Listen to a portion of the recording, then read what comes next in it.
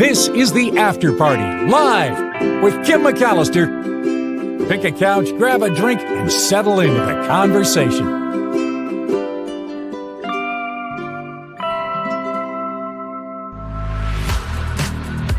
Oh boy, that was loud. Hi, everybody. It is the After Party Live on a Trivia Thursday, and I'm so glad you made it to the show. Hey, I'm glad I made it to the show. We're working out the Mark Thompson Show Best Of for tomorrow. There's some new content as well. I spoke with Michael Snyder, who's got information on a bunch of new movies this week, including the new Mission Impossible, and we'll air that tomorrow, along with the conversation that we ran with Timothy Snyder. My apologies. I've got a Michael Snyder and a Timothy Snyder both tomorrow in the Best Of, and that's a great conversation as well. So please do join us tomorrow, 11 a.m. We'll run the Mark Thompson Show Best Of, the very first one that we've ever put together and done since we started on the podcast platform. So I'm excited to see how it goes. And then on tomorrow, this show will be dark, and Monday for the Memorial Day holiday, we have both shows dark.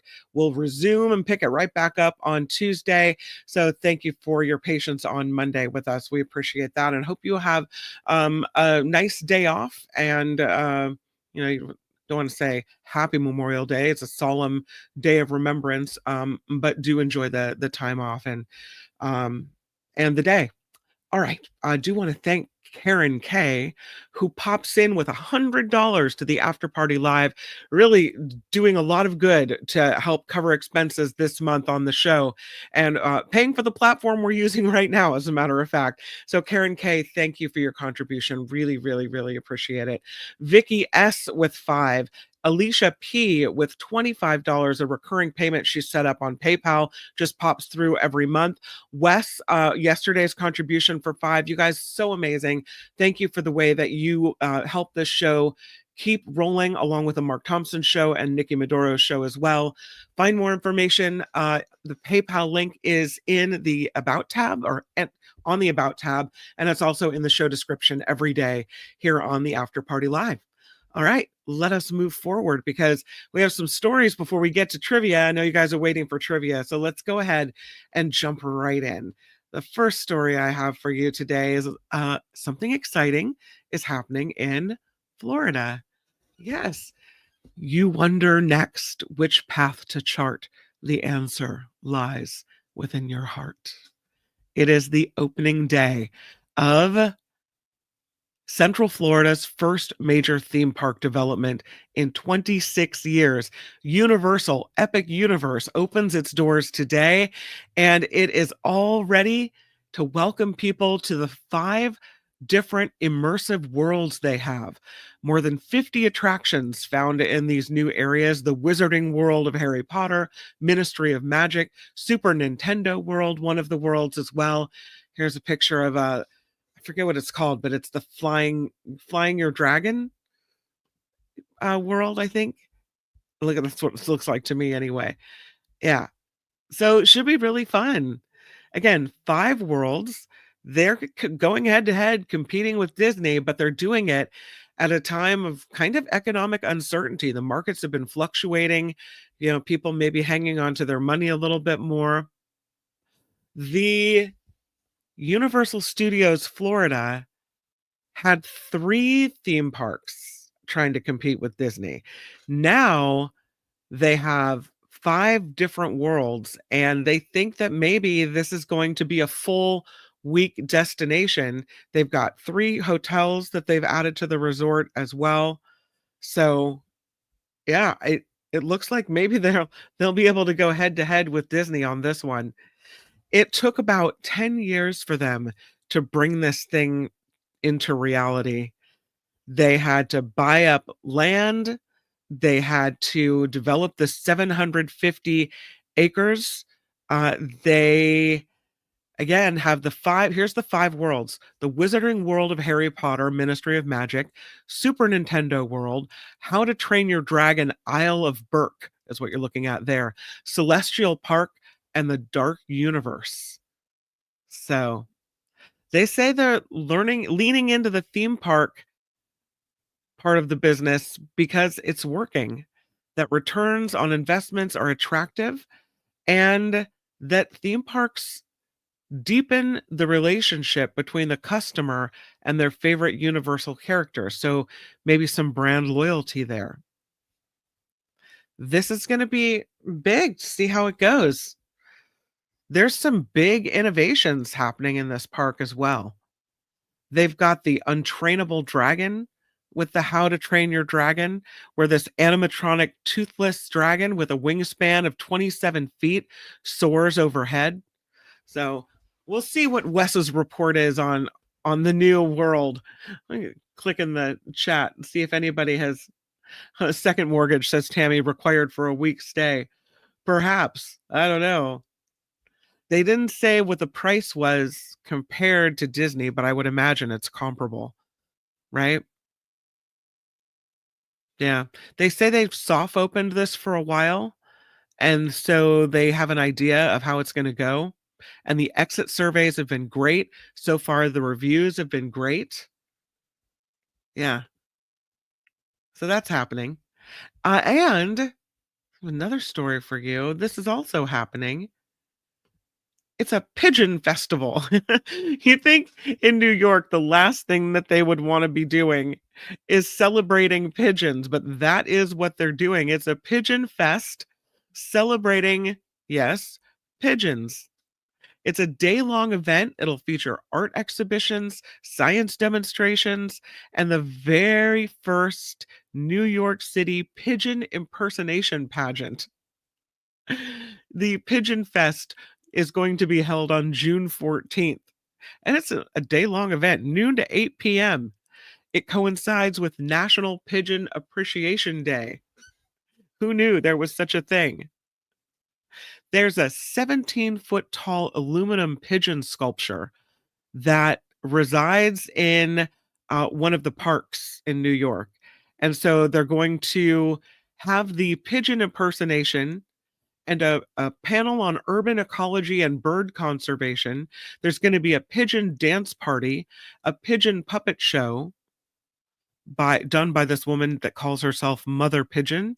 She's famous for feeding the birds while dressed up in a giant pigeon costume.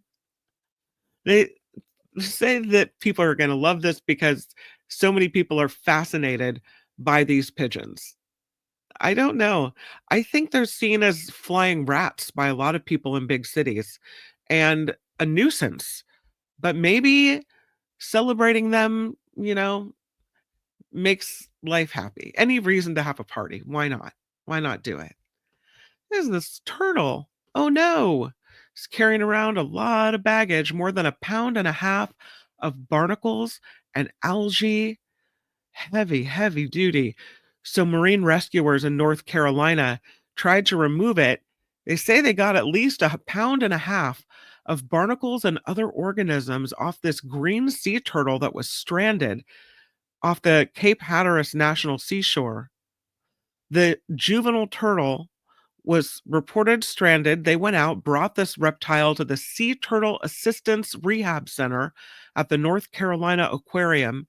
They say they gave it an exam. It's a her. They gave her an exam, started to clean her up.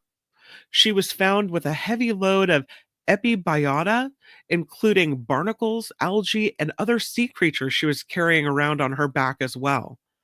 They removed more than 1.5 pounds of these organisms that live on the surface of other organisms called epibiota. And now she's safe in the hands of the aquarium, kind of recovering, making her way back into it. Hopefully will be released, but that was a lot of baggage to carry around. Love that she got a little help there. Look at this beautiful bird. This bird is an East African crowned crane, and it escaped from a zoo in Washington. And now the zoo is asking residents to be on the alert for this crane, the Cougar Mountain Zoo in Issaquah, issuing an alert on social media for this juvenile exotic bird that has been spotted outside of the grounds of the zoo. And it is definitely one that will catch your attention. It's got this crown of golden feathers sticking straight up, and it was seen again outside the zoo at Lake Sammamish State Park. The zoo says if you see her, don't approach, just give them a call or send them an email. I guess you don't want to scare her away. But they're looking for this East African crowned crane. And I had to do the story because the picture is beautiful.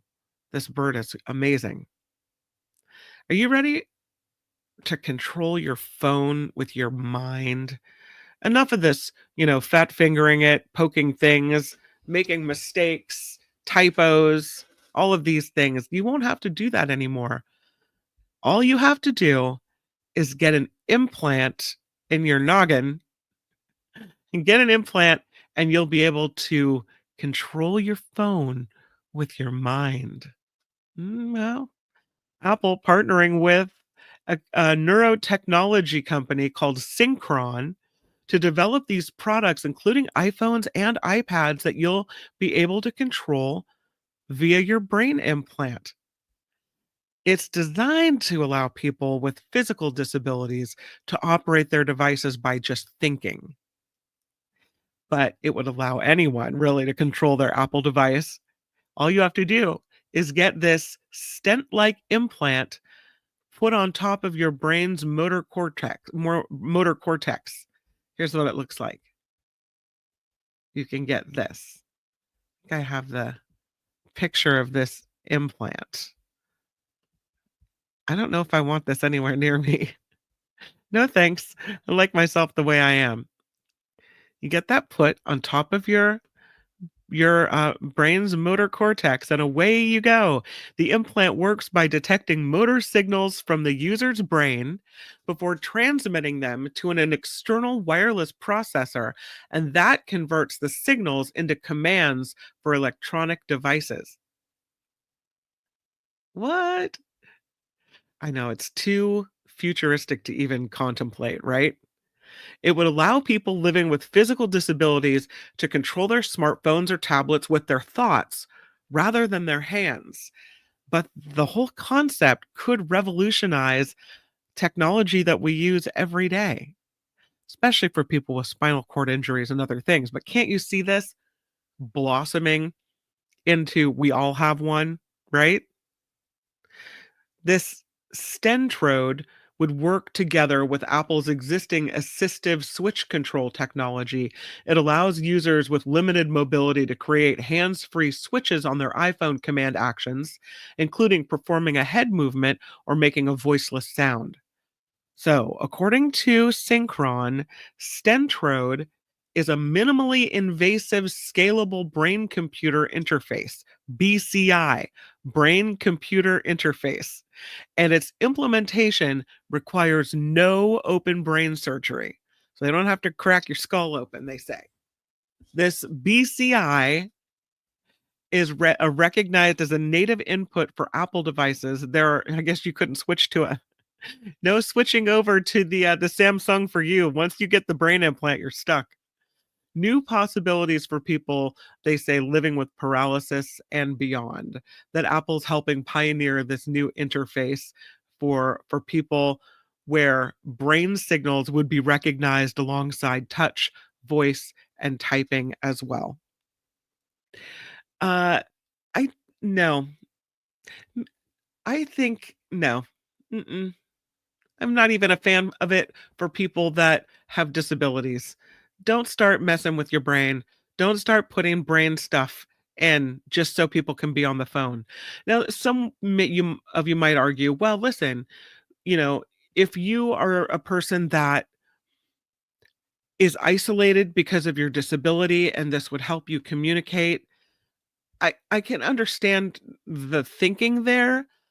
But how important is it really for you to be on your phone to do a Google search, to do things, to, I don't know, look up your email, to text someone, that you would want something put into your brain?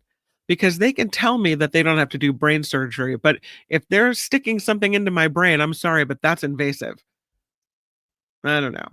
Ricky says, my interface with the world is 114 cubic inches and 6 speed. Feel things in the world, go experience things in the world, right? Rev says, if I'm getting an implant, I'd prefer a spinal cord stimulator. There you go. Teacher Lori says, why can't they do this with paralyzed people and send to muscle stimulators implanted in limbs? I think that research is actually underway from what I've read. Yeah. Heather says, good luck implanting anything in my brain. It's all concrete in there anyway. Can't get in. It's a toughie. And this is why, Calvin, I don't trust the people who what was it they tried to do? Like the minute you were eligible for a new phone, your phone would start getting wonky. Remember that? Because they slowed it down, they took your bandwidth away or whatever. Yeah. Let's trust them to stick something in your brain. Calvin says, you will be Borg. You must comply. Resistance is futile. You don't get to stick things in my brain. No thanks.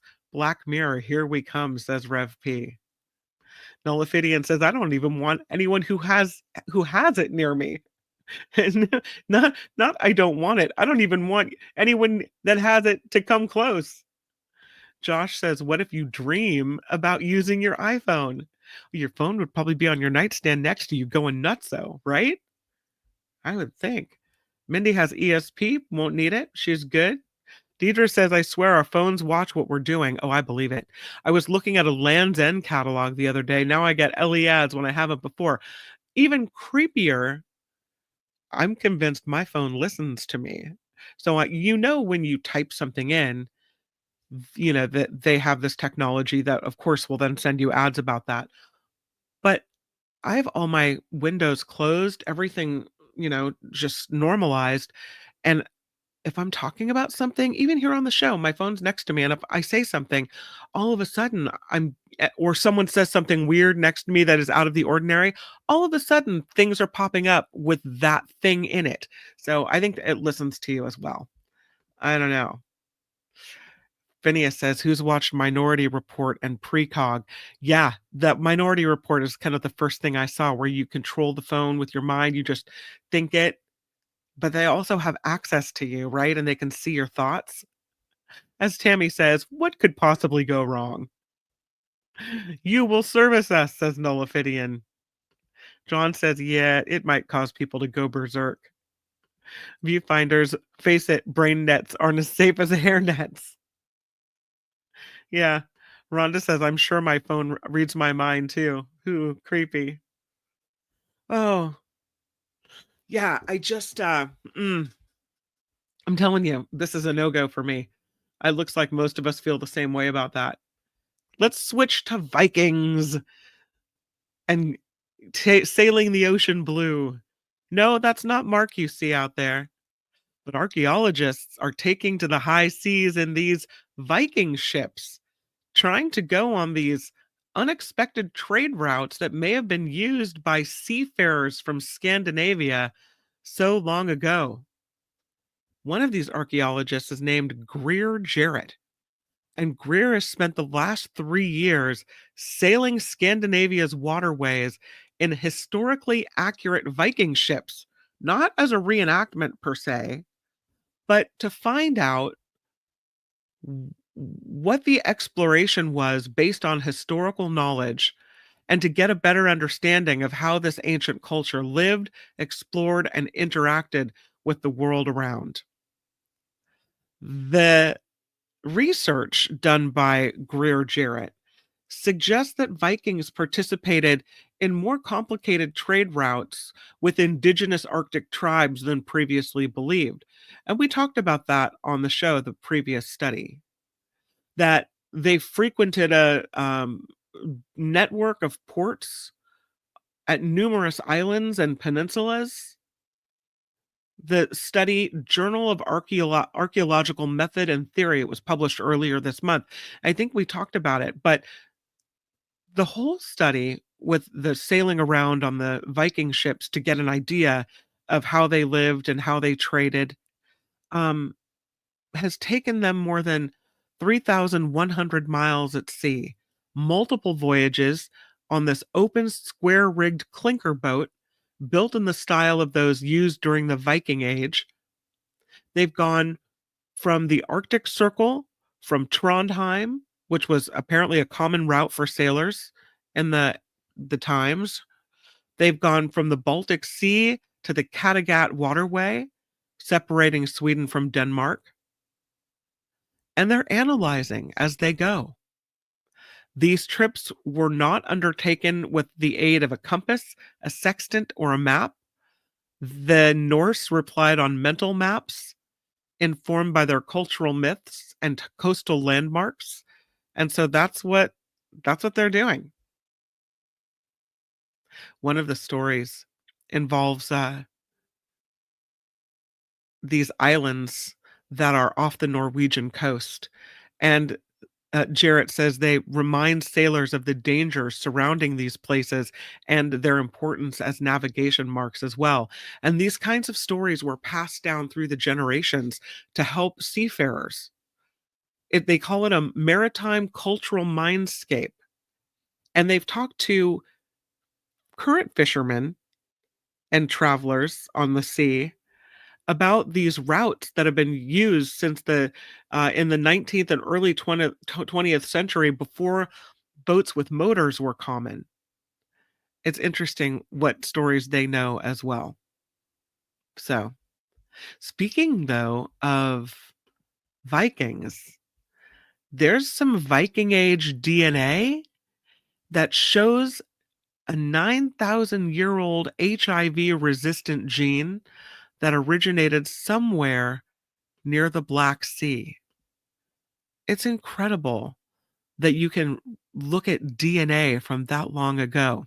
But there's this recent study published in the journal Cell that has identified the ancient origins of a genetic mutation that is said to have this resistance to HIV, and how this first appeared in this person who lived near the Black Sea between 6,700 and 9,000 years ago. It's an uncommon genetic variant called CCR5 Delta 32, and it disables this key immune protein used by a large majority of strains of the HIV virus to enter human cells. And this gene effectively locks out the virus in individuals who carry two copies of this mutation. The genetic mutation that defends against it has existed for thousands of years, even though HIV is a relatively new disease. So, this research team from the University of Copenhagen's Novo Nordisk Foundation Center for Basic Metabolic Research confirmed this through analyzing more than 3,000 genomes of ancient and modern humans. They used AI-based methods to detect this mutation in what were often really degraded samples in ancient bones, pulling the DNA from 900 ancient people, ranging from the early Mesolithic era to the Viking era. And they found that this mutation emerged quickly and rapidly spread in human populations, especially after people transitioned from a nomadic hunter-gatherer lifestyle to a more densely populated in agricultural society kind of lifestyle. And it was that shift that put people in contact with new pathogens and put some pressure evolutionarily on people with this mutation. That people that had it were better at surviving because it dampened the immune system during a time when they were being exposed to new pathogens. They said, while it might sound negative that the variation disrupts an immune gene, it was probably beneficial because we know that an aggressive immune system can be deadly. We saw that during COVID, right? So, yeah, interesting that they can find out by looking at the old bones. Speaking of old stuff, though, check out this ring. Kind of almost magical looking, like it should have special powers. It is this ancient gold ring from the Second Temple period that was unearthed in Jerusalem's city of David. 2,300-year-old gold ring with a polished red garnet stone. The archaeologists say it sheds more light on the wealth and practices of the inhabitants of the city of David in Jerusalem during the Hellenistic era. The discovery made by the University of Jerusalem, Tel Aviv University, and they found it in Jerusalem Walls National Park. It marks the second of its kind to be found at this site in a year. And it was found in foundations of what they think is a large ancient building believed to have been built during the late 3rd or early 2nd century BCE. Ring is not the only thing they found here. An impressive collection of jewelry, including several bronze earrings, decorated gold beads, gold earrings with the image of horned animals. These artifacts all found in the same layer of dirt in this area, which should suggest a deliberate, culturally significant deposition. So someone put it there on purpose. They say it's the first time they found in Jerusalem such a large assemblage of gold jewelry from that period, and that this kind of displayed wealth is rare in any archaeological layer. And it attests to the wealth of Jerusalem and the high standard of living for the residents of that city during that period. That ring is pretty cool. The style and the shape of the jewelry, though, also tells a greater cultural story, that the use of gold paired with richly colored gemstones like garnet influences fashion trends from Eastern cultures like Persia and India, and the styles were enabled by the expansion of trade networks following the conquests of Alexander the Great. They'll keep looking, keep pulling cool stuff, and we'll keep talking about it and showing the pictures because it's fascinating. All right. Are we ready for trivia? I think we can. I think we can do it now. I have a couple more stories. Maybe we'll go back to them. Maybe we won't. We'll see. Because it is time for, I have it. Here it is. Trivia Thursday after party style, everybody. Yay! Okay, I'm going to the chat. Getting myself all set up. Okay. Yeah, I think it was a garnet. You're correct. Yeah. Oh, was that distorted? Hmm. I'm sorry if that was distorted. Okay. Deidre's ready. So we're all ready. We're going. Deidre wants me to get on with it. I have some more riddle style trivia, and I thought there were some good questions, so we'll start here. What kind of coat is always wet when you put it on? What kind of coat is always wet when you put it on? Oh no. Have fun with it anyway, yeah. Not a raincoat. Yes, a coat of paint is wet when you put it on. Sandy has it, and Nullifidian and Walnut Creek and Trevor and Myra, and we'll take nail polish as paint. We'll take it. And Linda and Tammy, coat of paint, and Rhonda as well. Nice. All right. What can you break by doing nothing at all? What can you break by doing nothing at all? Mm. The wind. Well, you'd have to push that out, right?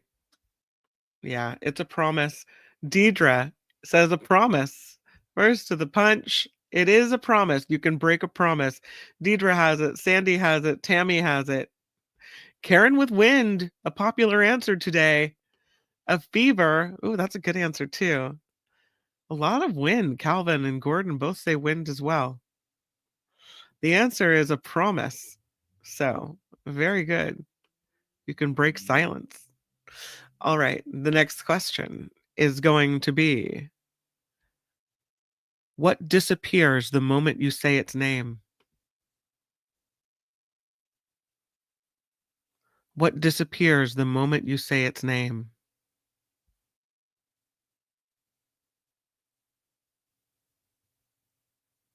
Hmm.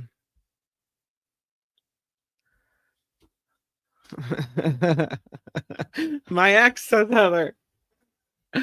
Silence, says Trevor. That is true. The moment you say the word silence, it is broken. Silence, says John Slade. Yes. Mm-hmm. Silence, says Meredith and Gordon and Linda and Viewfinders and Walnut Creek. Good job. Nice. What gets bigger the more you remove from it? What gets bigger the more you remove from it? Mhm. Teacher Lori had it too. The more you remove from it, the bigger it gets. Nullifidian has it. It's a hole. The more you remove from it, the bigger it gets. Tammy has it too. Debt. John says a hole. That's correct. Viewfinders has it. This is not wrong. Meredith has it. Yeah, Walnut has it. And Gordon has it. And Karen K has it as well. Oh, does Karen K have it? Yeah. Karen K was just making fun of Gordon, laughing. Nice. Okay. All right. What word retains the same pronunciation even after you take away 4 of its 5 letters? This might be too hard. Basically, it's spelled 2 different ways, one a long way, one short way.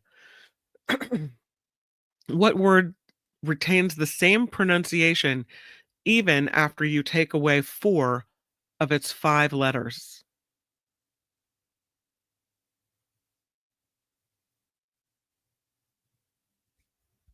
See if anybody knows the answer. Go into the chat.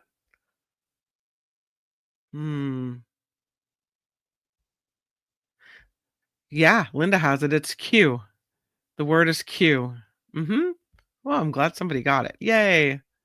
That's fantastic. What is the definition of equanimity? And it's a multiple choice, all right? Equanimity. A, mental calmness and composure. B, changing moods quickly. C, having an uneven temper that changes quickly. Or D, distributing things in a quick, equal manner. The definition of equanimity is A, mental calmness and composure. B, changing moods quickly.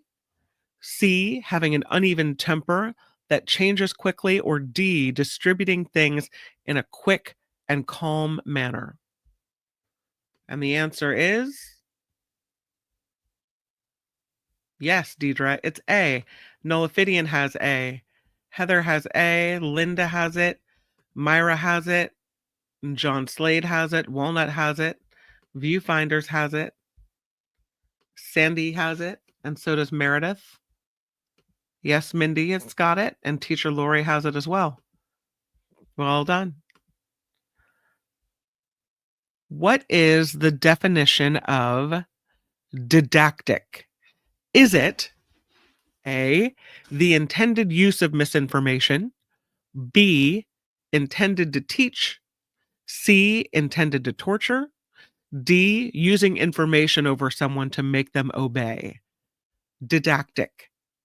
A, the intended use of misinformation, B, intended to teach, C, intended to torture, D, using information over someone to make them obey.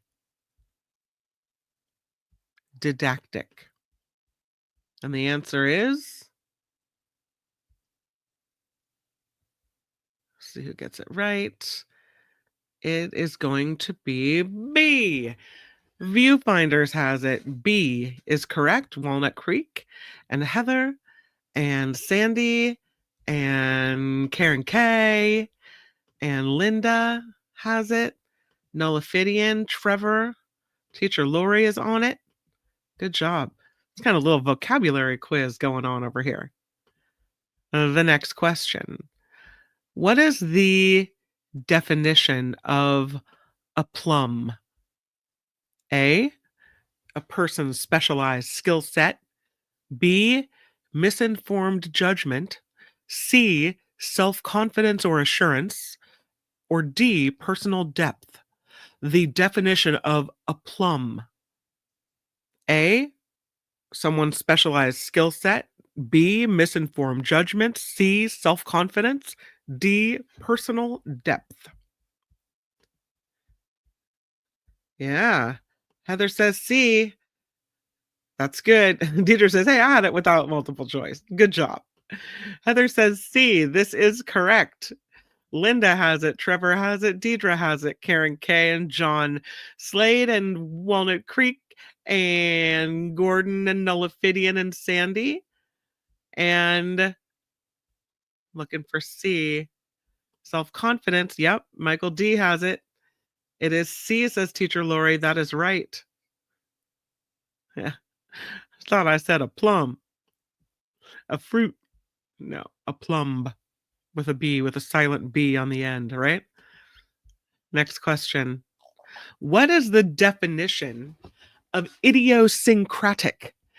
A, peculiar or individual. B, being confident in a wrong answer. C, rebellious or stubborn. Or D, giving obedience without reason. Again, the word is idiosyncratic. Is it a peculiar or individual? B, being confident in a wrong answer. C, rebellious or stubborn. D, giving obedience without reason. Idiosyncratic. And the answer is, yep, you guys are on it. Here are a bunch of brainwaves. Yes, Trevor. A, John Slade. A, Deidre, Gordon, Viewfinders, Maud, Phineas, Tammy, Nullifidian, Sandy, Heather, Rhonda. You guys are all over this one. Mama. Why can't I not? Myra, Mama. Sorry, Mama. I couldn't click on your name for some reason. Linda and Karen K and Mindy. Look at you guys. Walnut, Meredith, Maud, Mo. You guys got it. Okay. The next question. What is the definition of ubiquitous? Ubiquitous. A, lost or having no direction. B, unique or typically unnatural. C, not present or unable to be found. Or D, present, appearing, or found everywhere. The definition of ubiquitous is A, lost or having no direction. B, unique or typically unnatural. C, not present or unable to be found. Or is it D, present, appearing, or found everywhere? And once again, my people show that my people are smart. You is smart, Deidre. Look at you. Well, kind of. The answer is D. D, says Trevor. Everywhere or common. That is correct, Teacher Lori. D, says Heather. Yep, Nullifidian says it. It is D, says Walnut. Karen K has it. So does Sandy and Deidre. And John and Mama and Viewfinders and Gordon and Michael and Myra. And Rev. Mo's on it. So is Meredith. That was my kid's password, safety password. Say ubiquitous. Yeah. Sandy loves this word. It's one of her favorites. My mom's favorite word is almond because she likes the way it's to say, likes the way it rolls off the mouth. Almond. I think I have a favorite word. All right. The next question, my friends. What is the definition of a boondoggle? What is the definition of boondoggle? A, work or activity done with only the purpose of consuming time. B, work or activity that is wasteful or pointless, but gives the appearance of having value. C, arriving late with carelessness. D, being caught in a situation where both options are not desirable. The definition of boondoggle is A, work or activity done with only the purpose of sucking up time. B, work or activity that's wasteful or pointless but looks like maybe it has value? C, arriving late with carelessness, or D, being caught in a situation where both options are not desirable? Boondoggle. Go into the chat. Yep. Am I making these too easy? Maud says it's B, and Maud's right. So's Tammy. So is Rev. So's Viewfinders, and Michael and Gordon and Trevor and John Slade and Linda G. And Deidre has it. And so does Sandy. And oh, did you guys say I got it right? Yeah, it's B. The answer is B. B, says Rhonda. And Heather had it too. And Nullifidian. B is correct. Walnut Creek has it. Phineas, Mo, and Teacher. And yeah, it's B. Okay. Good job. The next question as we continue our journey of the vocabulary words. What is the definition? And I would get this one wrong. I've not ever even heard this word before. What is the definition of sagacious? Sagacious. Sagacious. Is it A, having or showing carelessness and bad judgment? B, and don't Google it, having or showing keen mental discernment and good judgment? C, being mean and cruel for no apparent reason? D, being mean and cruel for the reason of revenge? What is the definition of the word sagacious? A, having or showing careless and bad judgment. B, having or showing keen mental discernment and good judgment. C, being mean and cruel for no apparent reason. D, being mean and cruel for the reason of revenge. Sagacious. See if anybody knows this one. Looks like you guys do. Deidre says it's B. Deidre's right. Nullifidian says, yep, it's B. B was having or showing keen mental discernment and good judgment. You all are very sagacious. Walnut Creek has it. So does Linda G. And so does Viewfinders. And Teacher, Michael, Sandy, Meredith, Heather. Yeah, Coachella Valley Coffee. I don't have my tea today. Josh has B. Well done. Okay. Next one is this. What is the definition of circumlocution? What is the definition of circumlocution? All one word. Circumlocution. Is it A, the use of many words where fewer would do? B, the act of retracing one's steps? C, retracing back from one point in conversation? C, the use of deliberate misinformation to mislead others? What is the definition of circumlocution? Again, is it the use of many words where fewer would do? B, the act of retracing your steps? C, retracing back from one point in a conversation? Or D, the use of deliberate misinformation to mislead others? What is the definition of circumlocution? And the answer is A. John Slade has it. And A was the use of many words when fewer would do. Circumlocution. So A, Walnut Creek says, or Trump salad. Yes. A is the correct answer for circumlocution. Linda George has it as well.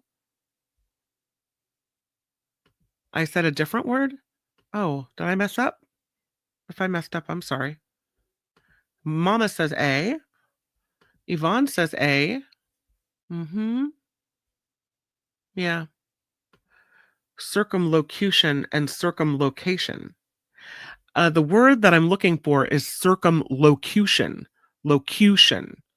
If I mispronounced, my apologies. It makes a difference. Circumlocution. What is the definition of milieu? Milieu. Milieu. Is it A, a person's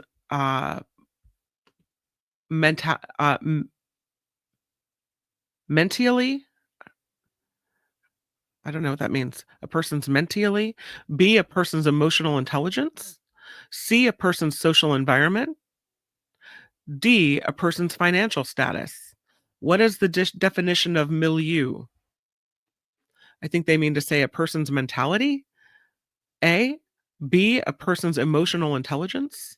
C, a person's social environment. Or D, a person's financial status. Milieu.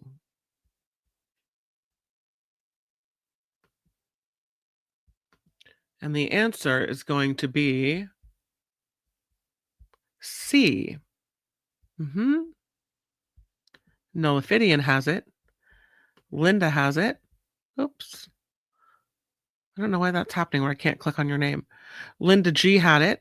The Viewfinders had it. There's Linda. John has, John has it. Teacher Lori has it. And so does Josh and Meredith and Karen K. And Michael. Right? Yeah, C, a person's social environment. Okay. What is the definition of taut? T-A-U-T, taut. A, plain or homely. B, glamorous or stunning. C, having slack or looseness. Or D, stretched or pulled tight. A, plain or homely. B, glamorous or stunning. C, having slack or looseness. D, stretched or pulled tight. Taut. I know that's an easy one. It's okay. The answer is, tight.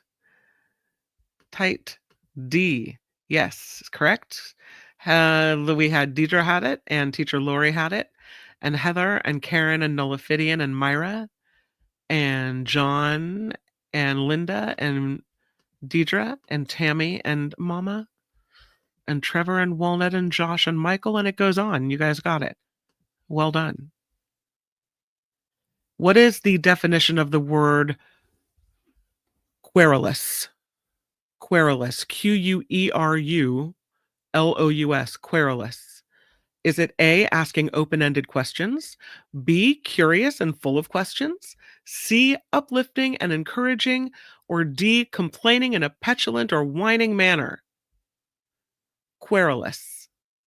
A, asking open-ended questions, B, curious and full of questions, C, uplifting and encouraging, or D, complaining in a petulant or whining manner? Querulous. You guys got it. I don't know if I'm scrolling back too far or not far enough. Taught like a tiger. Rev has D. The answer is to this one is D. Complaining in a petulant or whining manner. Rhonda says D. Sandy says D. Meredith, Mo, Deidre, Myra, and Karen and Nullifidian, and Mama, and Walnut, and Heather, and Tammy, and Meredith, and Linda G. Good job.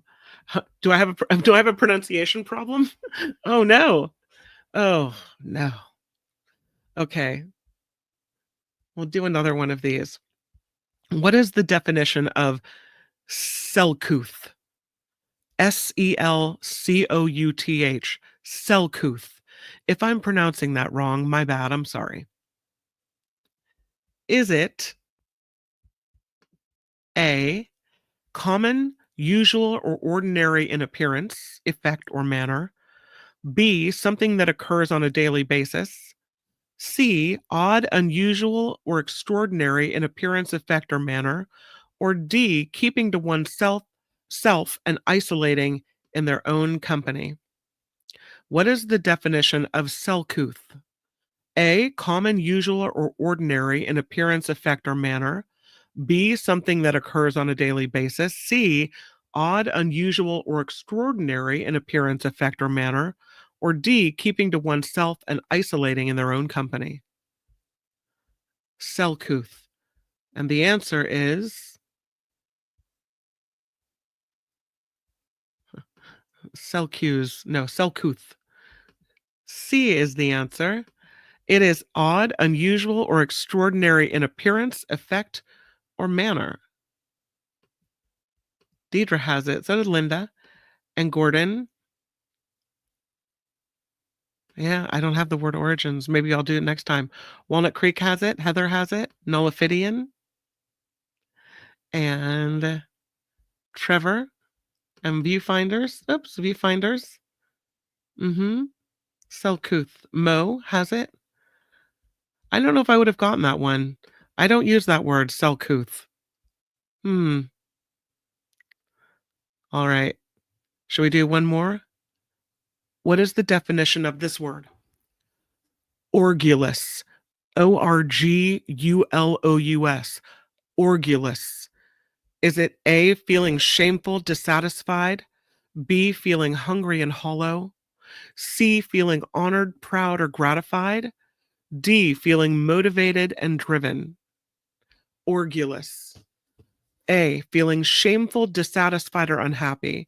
B, feeling hungry and hollow. C, feeling honored, proud, or gratified. Or D, feeling motivated and driven. Orgulous is, yeah, C. I think I got it. C is the word. And C is feeling honored, proud, or gratified. I am feeling very orgulous that you all participated today. Honored, proud, and gratified. Yes, orgulous. Looking for C, and I got it from Gordon. I got it from Viewfinders, and I got it from Linda G. All I had to do was say feeling hungry, and Karen's like, lunch. That's it. Walnut Creek has it, and so does Mo. Deidre never heard of this word, and she used to teach English. I never heard of it either, but that's why it's After Party Live trivia, because you guys are smart, and I have to have hard questions or you will get bored. I have to keep the smart kids interested. You see how this works? It's the accelerated class over here. I throw in some easy ones sometimes too, but you guys are very, very wise. All right, we'll wrap it up. That is the Trivia Thursday after party style edition for this week. Huge thank you to Luis. Now more than ever, he writes, we need a big, beautiful after party. Mahalo, and have a great Memorial Day weekend, everyone. Luis, mahalo to you as well. Huge, big aloha. Thank you for that $5. I appreciate that. Cindy coming in with 5 as well. Have a great holiday, she writes. Thank you for your shows. Thank you, Cindy. You're awesome. I appreciate that so much. And Maud for a 20. Listen to all the happies. Love it. Thank you, Maud. What a kind thing. I really appreciate you guys. Thank you for the contributions and for in doing so, helping me have the thought and the feeling that you guys want this show to continue. I just appreciate you more than you know, really. And again, thank you very much to Karen K for the $100 contribution, to Vicky S, who came in with a recurring PayPal payment of $5, Alicia P for 25, and again, Wes for the near daily contributions of 5. You guys are super, super awesome. And I could not do this without you. So it is my hope that I will see you guys tomorrow on the Best of Mark Thompson show that Tony and Albert and I have been working to put together. And I hope you like what we have compiled for you. And it's a fresh Michael Snyder, the Culture Blaster segment that we recorded yesterday. And he's got all of this week's new movies. So that's some fresh content in there as well. Tomorrow, this show is dark And then Monday, and I'll tell you why, it's because it's my mom's 80th birthday, and my sister and I are whisking her away tonight for an overnight 80th birthday celebration. And then on Monday, in observance of Memorial Day, the Mark Thompson show, and this show will be dark. I will tell you that the Nikki Maduro show tonight at 5 p.m., Cocktails, Mocktails, and Politics, is ongoing, and Nikki will be there, but I won't be. So please make sure you give her a lot to talk about in the chat. It is 5 p.m. right here on YouTube, the Nikki Maduro Show. I won't be there this week, but Nikki is holding down the fort, and I know that she would love to have you along as well. All right. Have a great Memorial Day weekend, and I will see you back here live on Tuesday. But until then, make it a really good one. Bye, everyone. The After Party Live would like to thank the following contributors and viewers like you.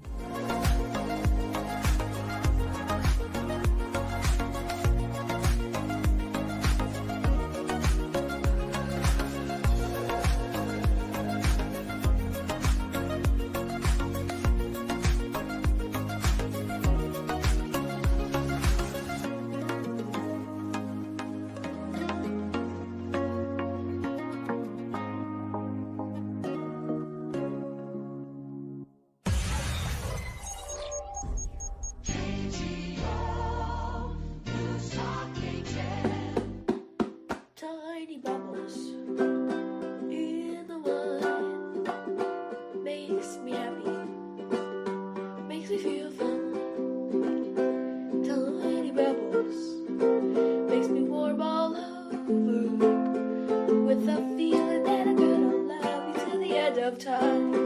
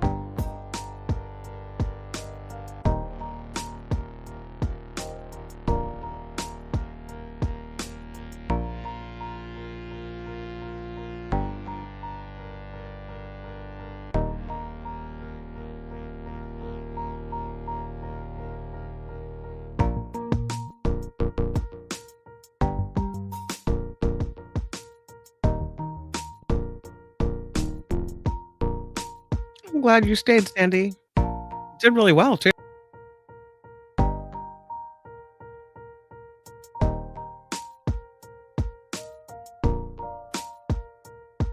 Yeah, that's a yes on Nikki, 5 p.m.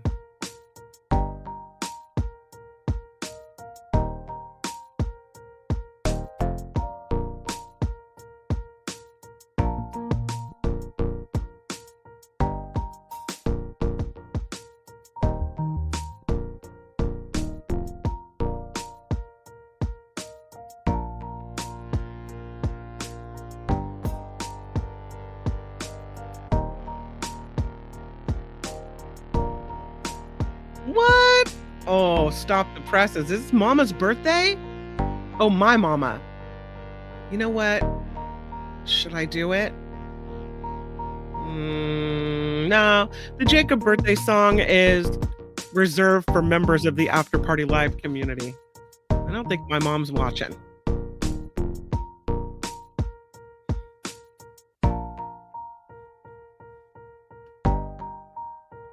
Yeah, 80. He doesn't like me to say that number, but I'm saying it anyway. 80. Thanks, Myra. Thanks, Rick.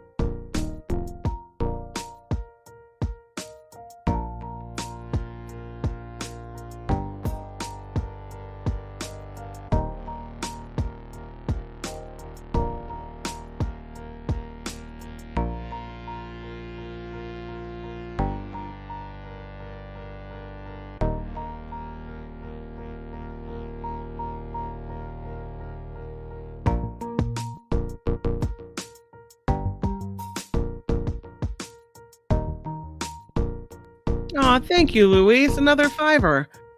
Aw, your mom turns 80 in November? We'll have to celebrate her then. And I'll pass your words on to my mom. Thank you.